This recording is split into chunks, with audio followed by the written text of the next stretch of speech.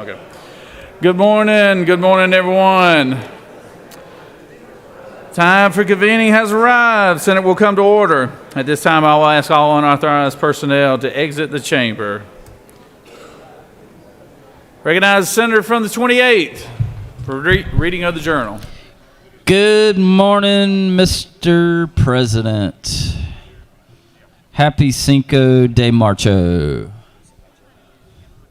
And it's National Oreo Day.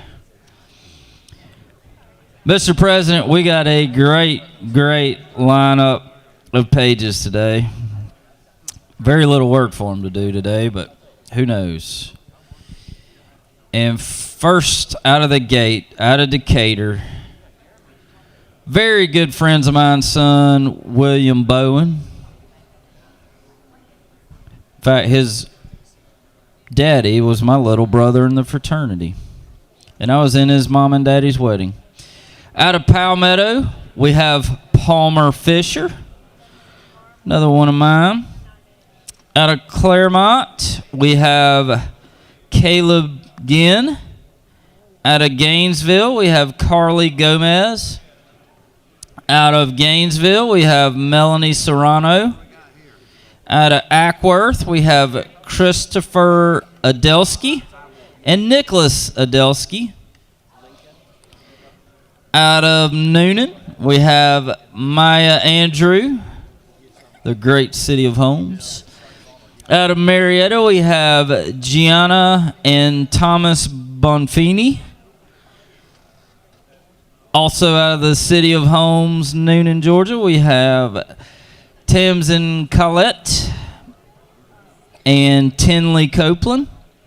Out of Atlanta, we have David Cunningham. Out of Fayetteville, we have Elizabeth Gable. Another group out of Noonan, the new capital of Georgia. We have Kendall Lang, Ashlyn Mitchell, Olivia Owens. Out of Cumming, we have Ava Waitman. Out of Alpharetta, we have Sophia Zahn. And out of Sewanee, we have Samdesh Thukral. Mr. President, the journal has been read and found to be correct. Thank you, Senator, and thank you all the pages who came and volunteered your time today. We greatly appreciate all your help today, so thank y'all very much. Is there objection to dispensing of the reading of the journal? Chair hears none. The reading of the journal is dispensed with. Is there objection to confirmation of the journal? Chair hears none, and the journal is confirmed. All senators who have bills and resolutions introduced, please bring them to the Secretary's desk at this time. First reading references the Senate bills and resolutions.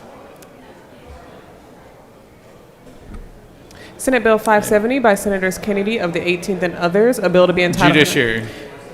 That completes the order, Mr. President. Secretary will read reports of standing committees. Mr. President, the Senate Committee on Finance has had under consideration the following legislation and has instructed me to report the same back to the Senate with the following recommendation that House Bill 946 do pass. Respectfully submitted, Senator Huffstetler of the 52nd District Chairman.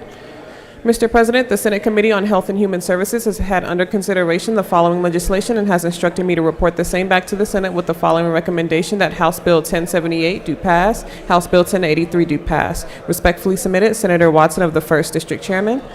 Mr. President, the Senate Committee on Judiciary has had under consideration the following legislation and has instructed me to report the same back to the Senate with the following recommendation that House Bill 456 do pass by substitute, House Bill 873 do pass, House Bill 375 do pass by substitute, House Bill 563 do pass by substitute, House Bill 204 do pass, House Bill 906 do pass, and House Bill 884 do pass. Respectfully submitted, Senator Strickland of the 17th District Chairman. That completes the order, Mr. President. It is now time for the morning roll call. Are there any motions to excuse? Recognize the senator from the 33rd. Thank you, Mr. President, and good morning, y'all. I ask for unanimous consent to excuse the senators from the 35th, 38th, the 5th, and 36th for business inside the Capitol. Without objection, the senators from 35th, 38th, 5th, and the 36th are excused. Recognize the senator from the 7th. Nope, waving off, all right. Any other motions to excuse? Secretary will call the roll. Senators, signify your presence by voting the yea switch. Secretary, unlock the machine.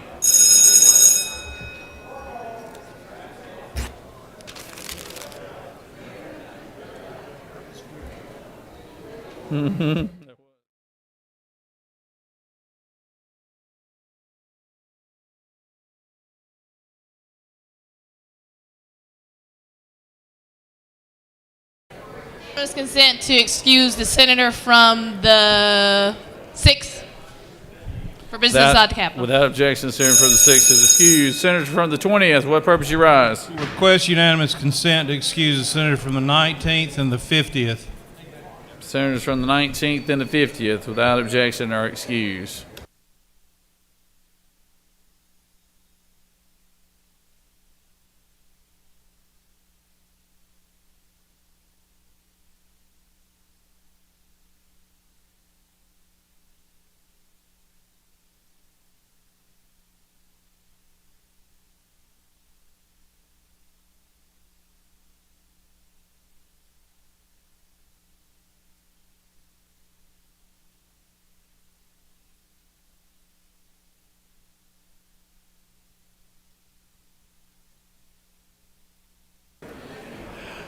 All right, it is now time for our morning devotion. All senators, please take your seats and cease all conversation. I would ask that the doorkeeper secure the chamber at this time. Everybody could quiet down. I know everybody's all excited about being here on a Tuesday morning, so. I now recognize my good friend, the senator from the 10th, to lead us in our pledge and introduce our chaplain of the day. Thank you, Mr. President. Please join me in a pledge of allegiance to the American flag. I pledge allegiance to the flag of the United States of America and to the republic which stands one nation, under God, indivisible, with liberty and justice for all. And the Georgia flag. I pledge allegiance to the Georgia flag for the principles which it stands, wisdom, justice, moderation. Good morning, colleagues. It is indeed my great honor to welcome Pastor Jamal Bryant to this chamber.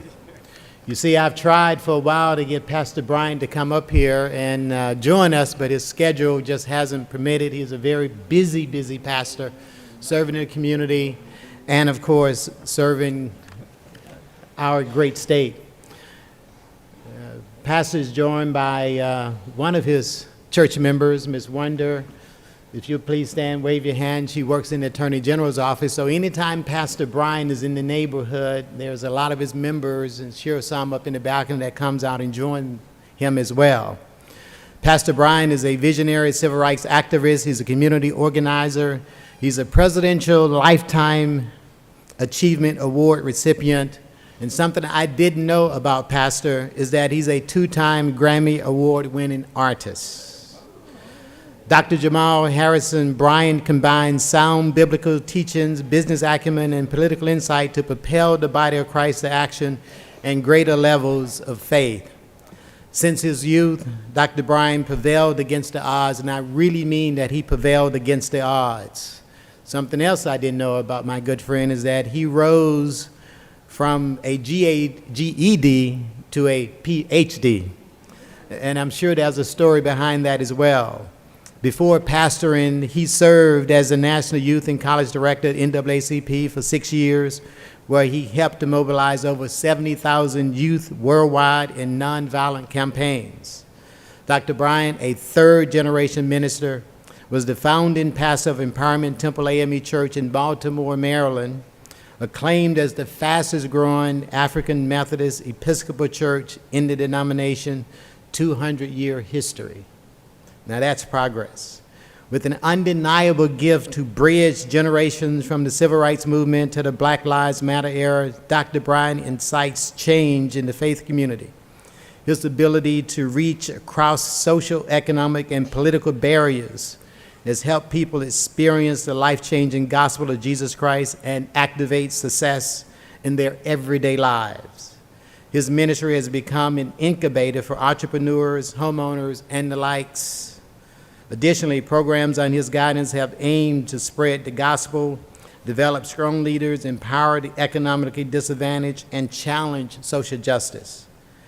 In December 2018, Dr. Bryan was appointed as the senior pastor of New Birth Missionary Baptist Church in Stonecrest, Georgia. His leadership efforts have strengthened the multi-generational bond between members, cultivated families, and expanded community outreach, as well as the church cultural significance.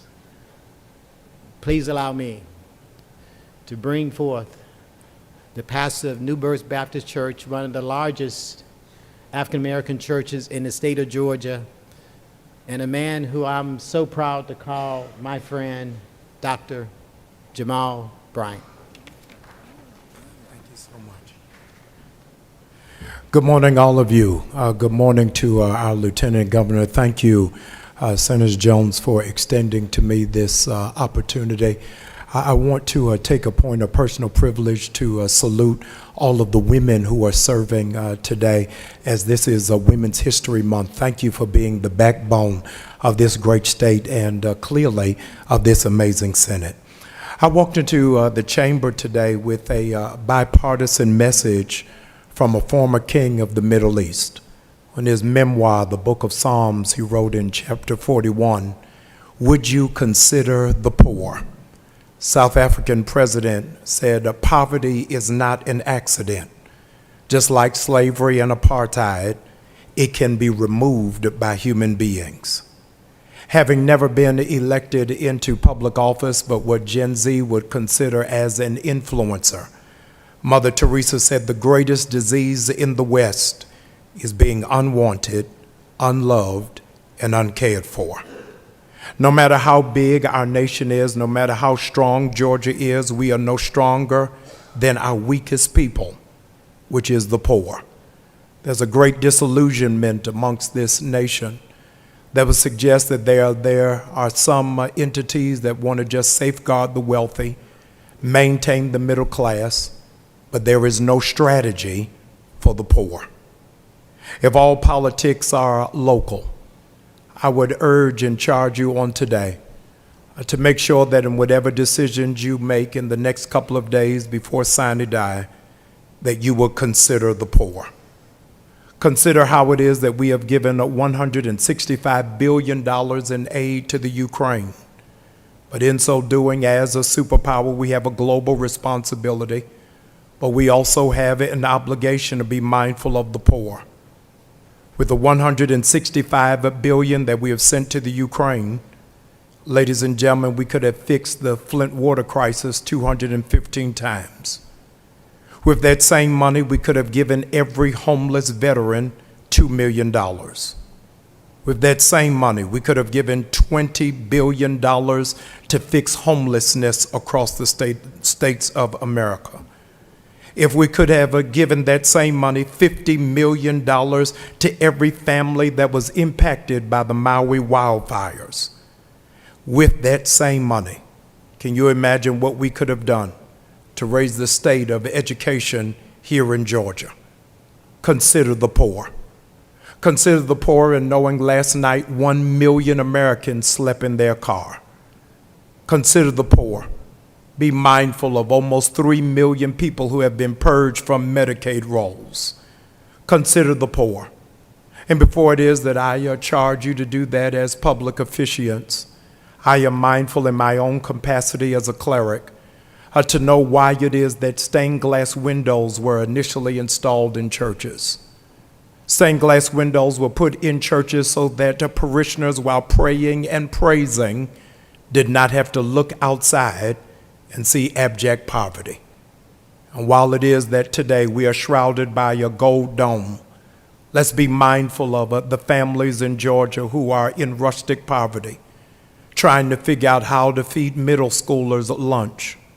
How it is that those who are contending with PTSD want to know, is there any light or any glimmer of hope for me?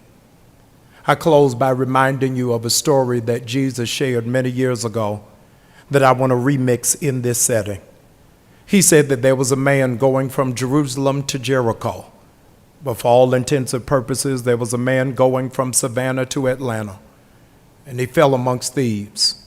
He was robbed, he was beaten, he was left half dead. And the first person to pass him by was a member of the church.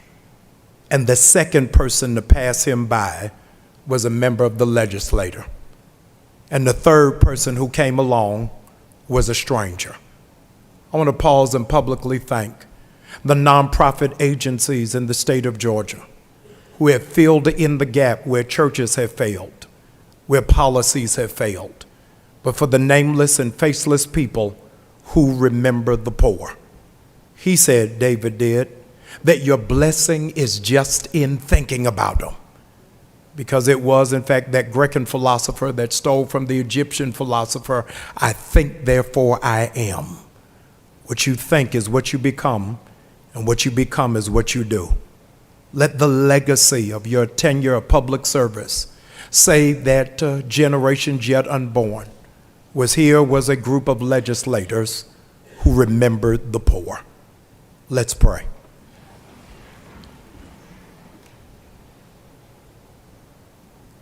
Good and gracious God, guide our feet while we run this race. We don't want our race to be run in vain.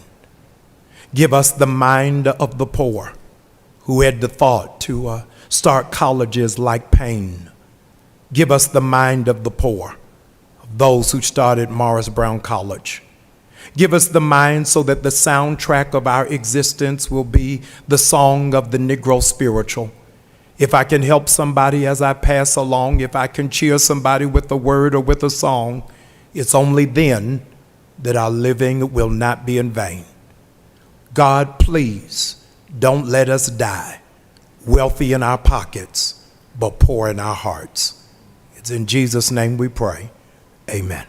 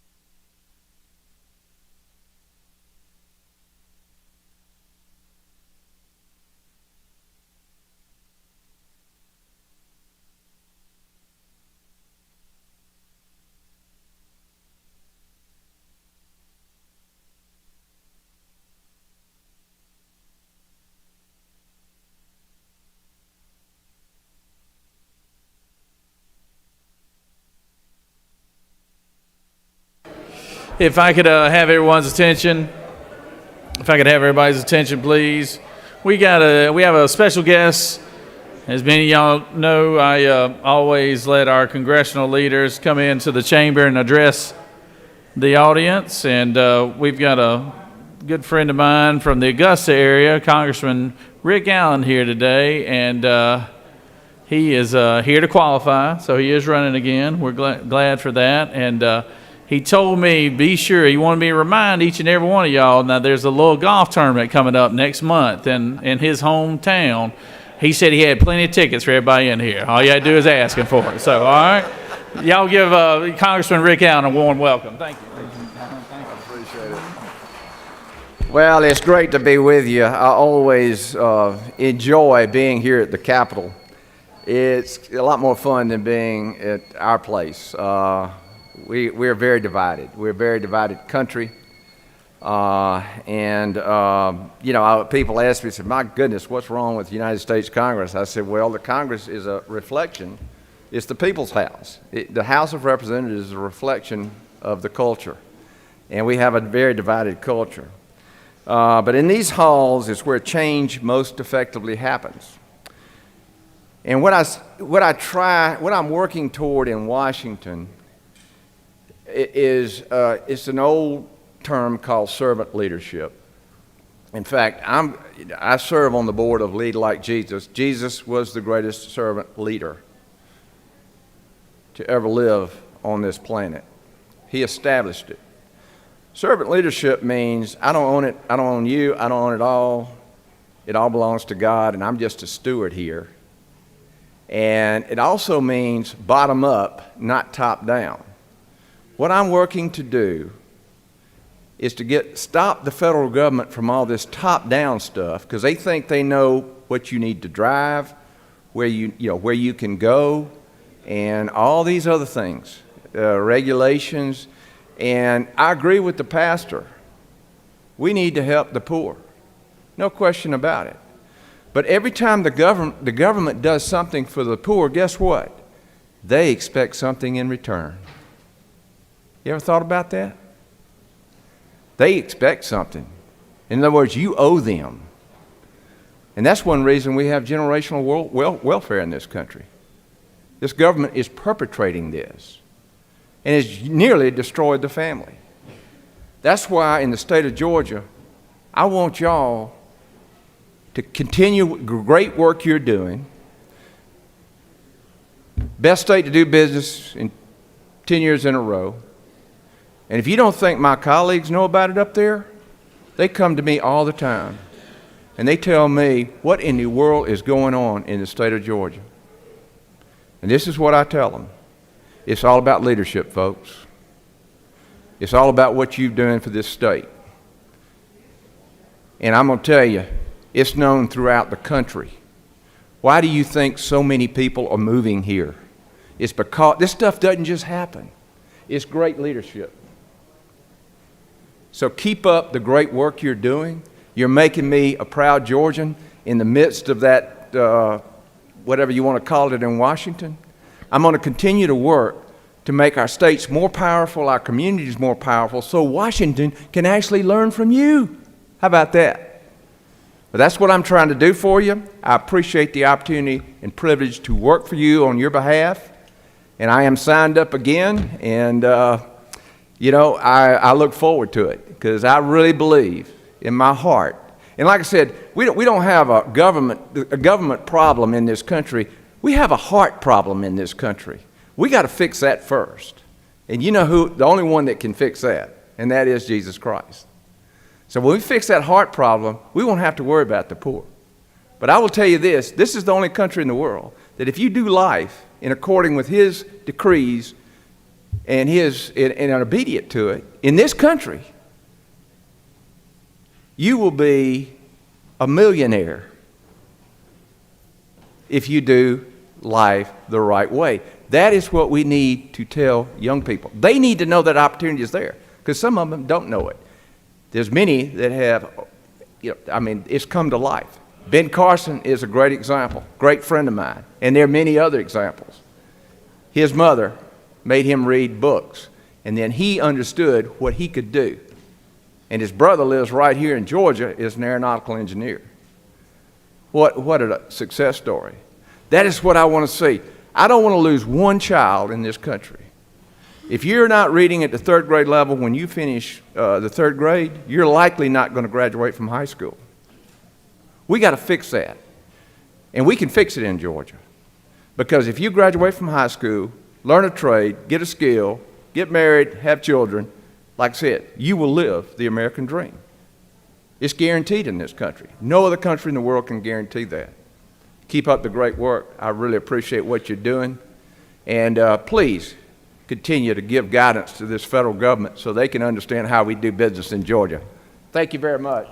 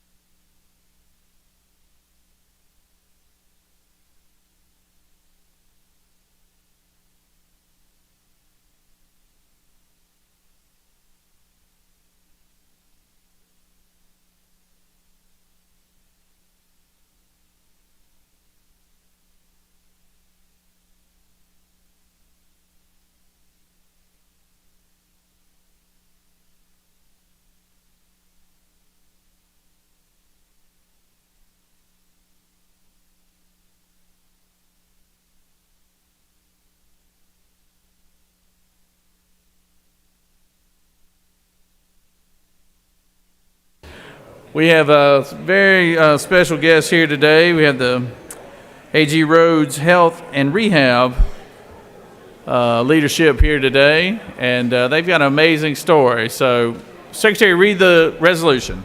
Senate Resolution 725 by Senators Estevez of the 6th and others, a resolution congratulating and commending AG Rhodes upon its 120th anniversary and for other purposes.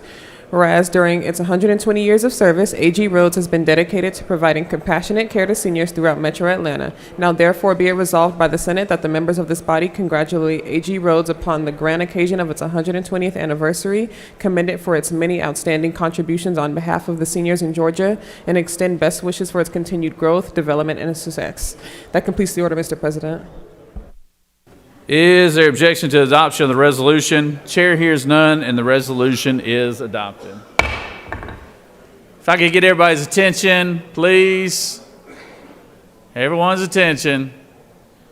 Let's show our colleagues a common courtesy here and because we do have a very special guest here, which all our guests are special, and least like to have attention of the Senate when we do that. So I recognize the senator from the 6th to introduce our special guest of the day. Thank you, Mr. President. Colleagues, good morning to all of you. It is my honor and pleasure to have the team from AG Roads here this morning. AG Roads has been providing exceptional senior care to seniors all across Metro Atlanta with 3 campuses across the region. They are a nonprofit organization that has been in existence for over 120 years, which is an amazing feat. And during that time, they have utilized a mission-driven approach, and they operate under the belief that all individuals deserve access to high-quality senior care regardless of financial circumstances.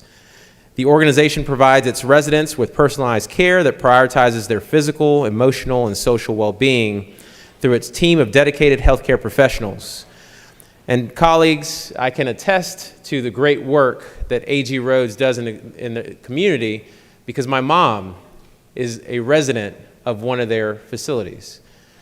For 120 years, they have been providing seniors with the care that I've seen them provide to my mom, and for that, I am incredibly grateful, and I hope that you join me in congratulating them on 120 years.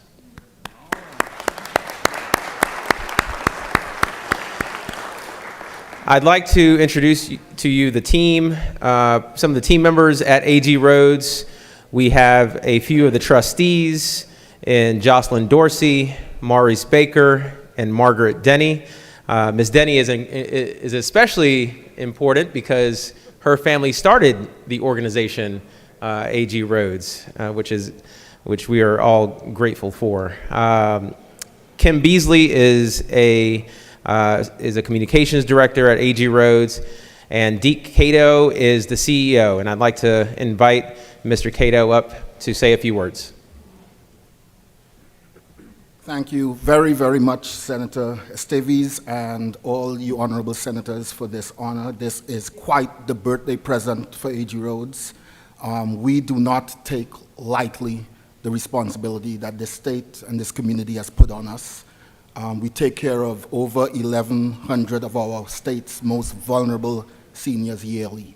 So for us to be doing that for 120 years, while we are proud, we will continue to serve this community, which in the way that we think our seniors deserve, and that is a dedicated life in their the post days in their life.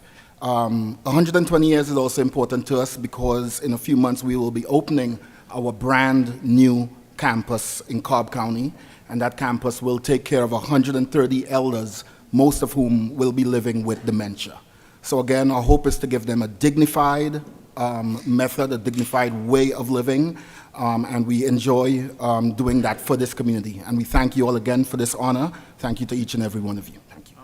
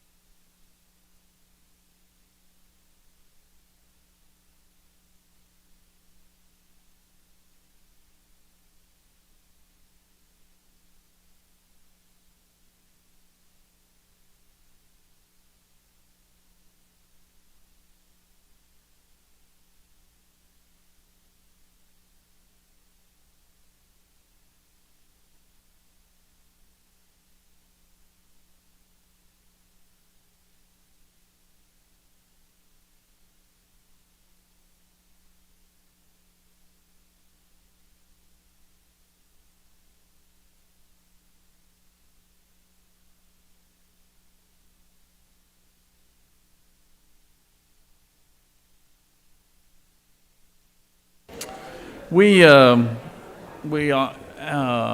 like to take this opportunity to introduce our doctor of the day.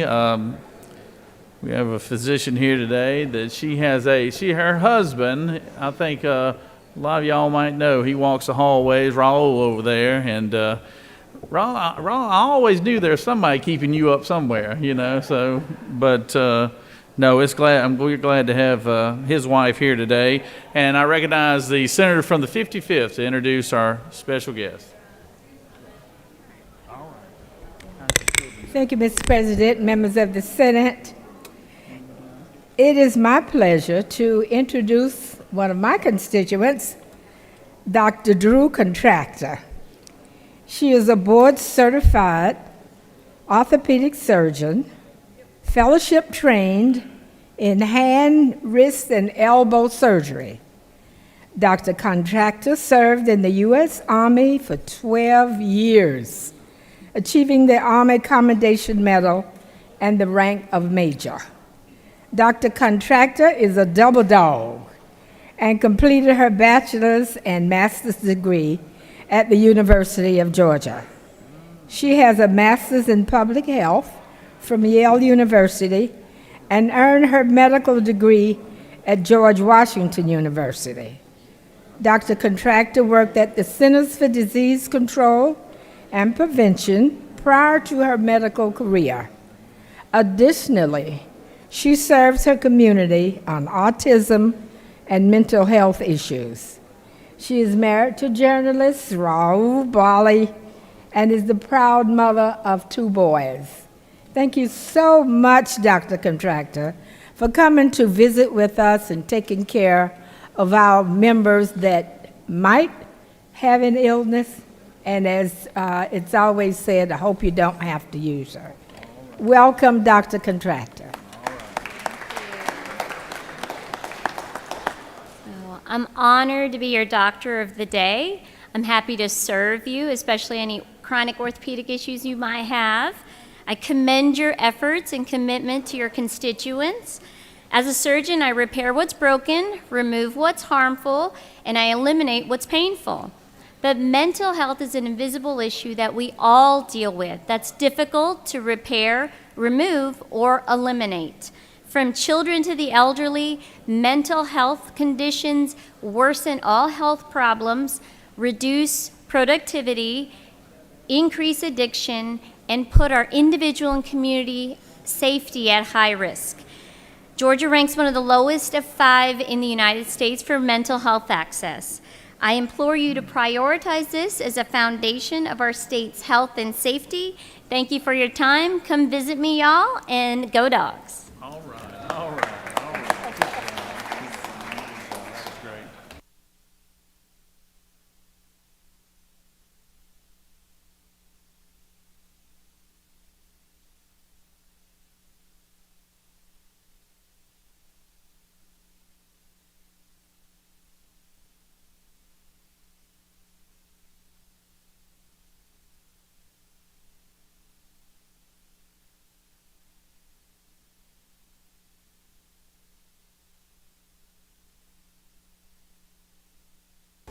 Are there any unanimous consents?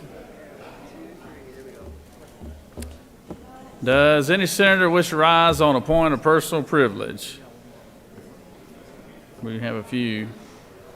We need a few more because we got a lot of pages here today. So I know some of y'all can find something to talk about today. So recognize the senator from the 4th.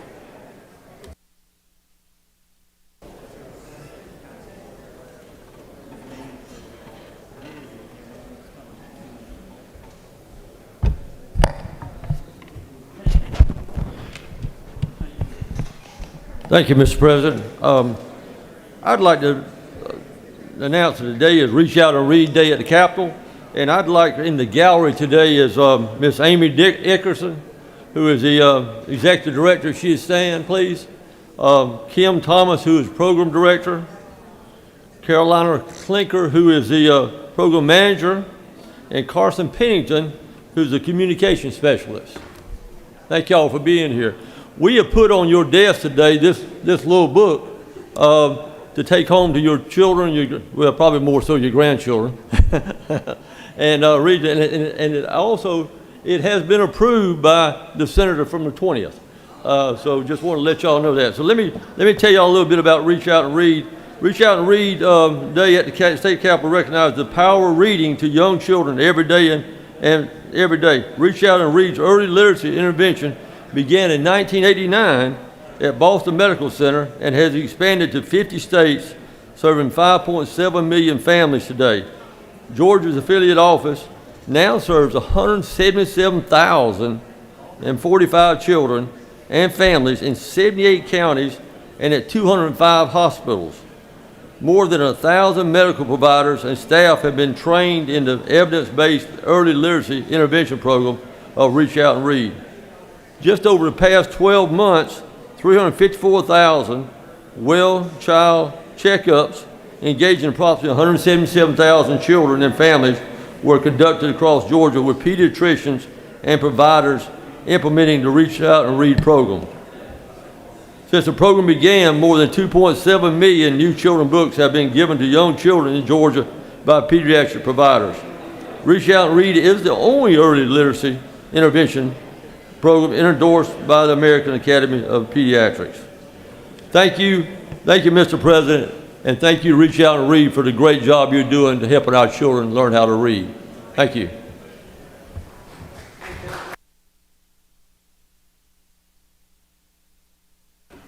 Thank you, Senator. I see the good senator from the 27th has some special guests with him today. And he has his lovely wife, Natalie, here today as well. Let's give the senator from the 27th and his family a round of applause for being here today.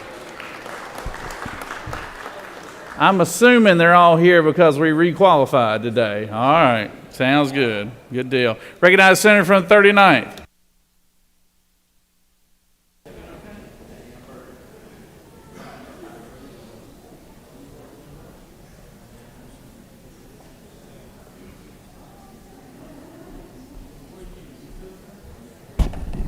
Good morning. Today we observe Small Business Advocacy Day. It's a day dedicated to celebrating the lifeblood of Georgia's economy, our small businesses. An astounding 99% of businesses within our state fall into this category, serving as pillars of innovation, job creation, and community engagement. So this day is a chance to recognize their incredible contributions and also to address the challenges they face. We are fortunate to have a number of people in the gallery who are our small business people, if we can recognize them. And organizations like Small Business Majority, Women's Entrepreneurial Opportunity Project, the Urban League of Greater Atlanta. These groups play a vital role by empowering entrepreneurs with resources and support, fostering economic growth through job creation, and promoting equitable opportunities for small business owners from all backgrounds across Georgia's diverse communities. I wanted to just take a moment to recognize these organizations and all the amazing small businesses in Georgia. I appreciate you joining with me in recognizing them with a resolution that we passed yesterday. And if we can just take a moment again to applaud all of our small businesses in the chamber. Thank you so much. I yield the well.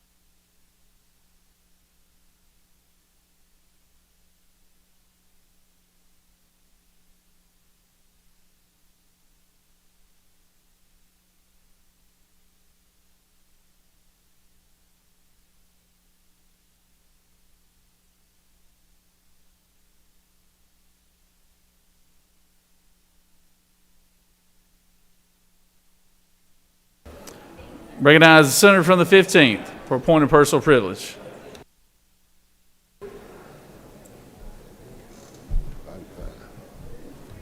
Thank you, Mr. President. I rise at this time to recognize the passing of a very important figure in Columbus, Georgia area. His passing was deeply felt by many, many people that he had been friends with and had worked with over many, many years in Columbus. Retired Staff Sergeant Floyd Cecil Washington, affectionately known as Wash, was born January 2nd, 1930, in Point Blank, Texas, to the late Johnny and Bertie Lee Washington. He passed Friday, February 23rd, in Columbus. Wash entered the military in 1948 by way of Fort Lewis, Washington. He re-enlisted in 1954 and served until his retirement as Staff Sergeant in 1988 at Fort Benning. During his military career, he fought in Korea, earning the Bronze Star, Purple Heart, and many other accommodations and medals. While serving his country, Wash would go on to fight as a Golden Glove champion for 9 years. After his boxing career, he would go on to train boxers for the Army as well as the Olympics. He served as a coach for cross-country activity as well as volleyball. Wash was also a 32nd degree member of the Prince Hall Masons and the Controllers Civic and Social Club.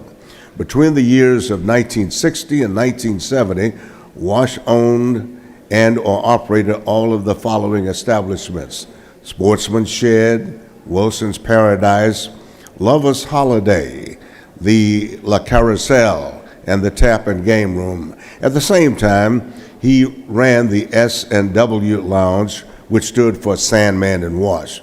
In 1977, he began the construction of the F&W Control Tower, which officially opened for business in 1978. From that date until his final moments, Wash was the owner and operator of what we call in Columbus, Georgia, The Spot. Incidentally, the Lover's Holiday was participated by Peggy Scott and JoJo Benson. We're going to miss Floyd Washington. Thank you, Mr. President. I yield the well.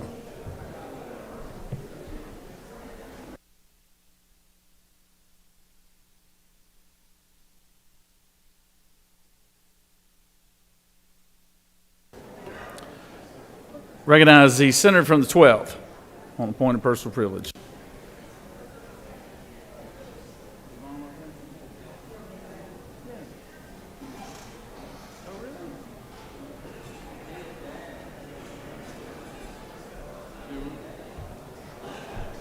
Thank you, Mr. President.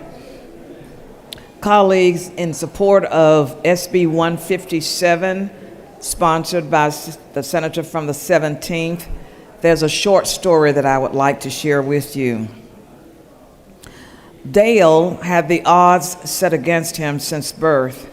He was born to a mother fighting alcoholism and an abusive father that also dealt with addiction. After his biological father went to prison for domestic abuse, he was subjected to living with a stepfather who sold drugs along with his mother, and then a second stepfather who sexually abused children. By age 13, Dale was in foster care. Soon he fell into the family pattern of alcohol and drug addiction, resulting in a non-violent criminal record. But in 2011, his life changed. He was given a first offender sentence, went into rehab, and got his GED. He's been sober ever since. He went on to become an EMT and developed aspirations to help people in the medical field. He enrolled at Georgia State, and last year he graduated with a 3.98 GPA. Dale wants to be a physician's assistant, but under current law, his first offender case could prevent him from obtaining a license to contribute his passion and skills to our desperate need of healthcare professionals. He also lacks clarity on how his case will be considered by a licensing board of whether a board will positively consider his considerable accomplishments of the past 12 years. This has dissuaded him from getting his graduate degree and pursuing licensure in Georgia. If SB 157, he'd be able to stay home and work as a physician's assistant, if passed. SB 157 would first ensure that his successful first offender case would not hold him back. It would enable him to go through a process before enrolling in grad school to know for sure whether his record will prevent him from getting a license. Without these provisions, Dale is reluctantly planning to move to North Carolina, where he knows he'll be able to get licensed and help people. If SB 157 passes, it would allow him to come back home and serve his own community.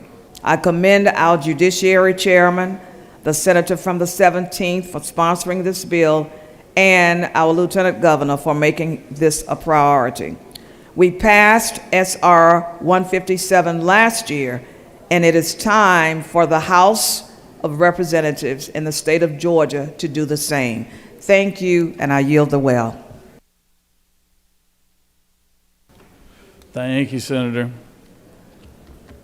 Does any other senator wish to rise on a point of personal privilege?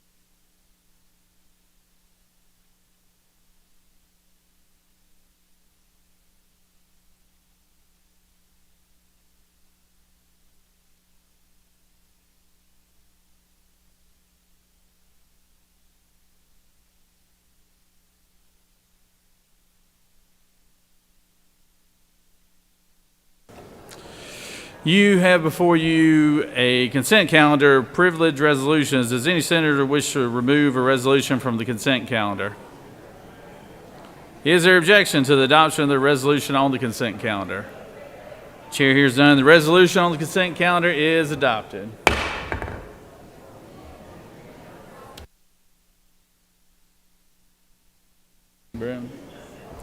Are there any motions to withdraw and commit?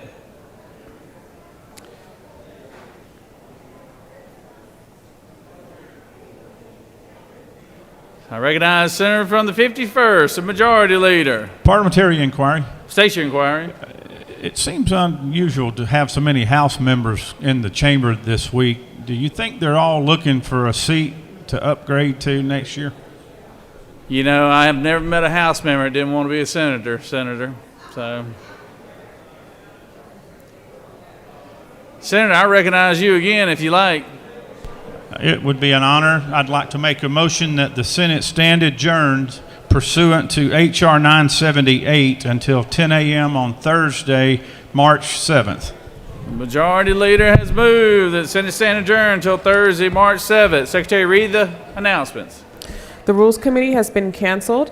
Children and Families Committee will meet at 1 p.m. in room 307 of CLOB. The Education and Youth Committee will meet at 2:30 p.m. in room 450 of the Capitol. And the Regulated Industries and Utilities Committee will meet at 4 p.m. in room 450 of the Capitol. That completes the order, Mr. President.